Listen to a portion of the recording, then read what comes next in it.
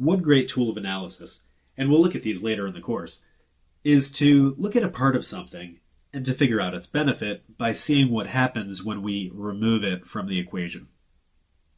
So the question is, what happens when we remove business analysis from the modern organization? Now, let's just draw from our discussion just now. 4 questions. 1. What happens if an organization is not enabling change? 2. What happens if the organization doesn't understand its needs? 3. What happens if it isn't coming up with solutions to those needs? And 4. What if those solutions don't meet the needs of the stakeholders? So let's tackle the first question first. What happens if an organization is not ready for change? Well, the obvious answer is that it will remain the same, right? No, not really.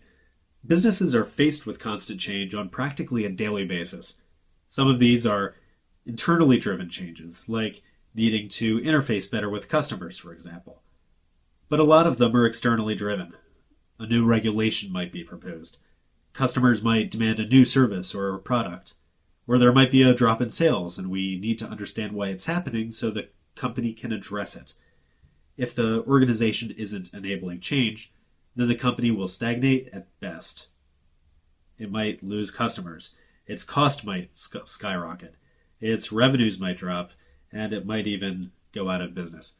A company has to enable change to survive, and business analysis plays a big part in this. Second question, what happens if an organization isn't identifying its needs? I would argue in that case that the company isn't really enabling change if it doesn't understand what its needs are. It might just be making random jerky movements, trying to solve its problems, and it might not get anywhere. Or in situations where insufficient attention is paid to identifying needs, the company might come up with lots of solutions that just don't solve its problems.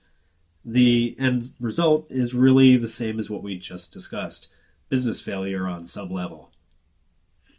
The third question is, what happens if an organization isn't finding solutions to those needs? Well, imagine if you were with a friend, and the friend told you he needed to find a new job. Just knowing that he needs a job doesn't really solve his problem. He needs to find some solutions to that problem. So maybe he needs to work on his resume, or network more, or whatever. It's exactly the same with organizations. Actually, organizations have this problem even more than we do as individuals. A company might need to know that it wants to increase sales and reduce costs, but it needs to find ways to accomplish these goals. If it doesn't find solutions, its needs will certainly not be met.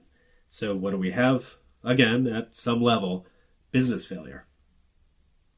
And the fourth question, what happens if we remove the part about meeting the needs of the stakeholders? Well, in that case, we understand our needs and we have applicable solutions, but perhaps they weren't sufficiently thought out. Or maybe we forgot about the needs of some key stakeholders.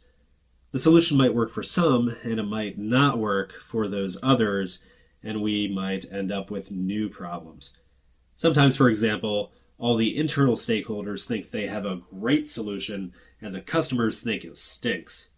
Well, in that case, the customers probably aren't going to want to pay for that one.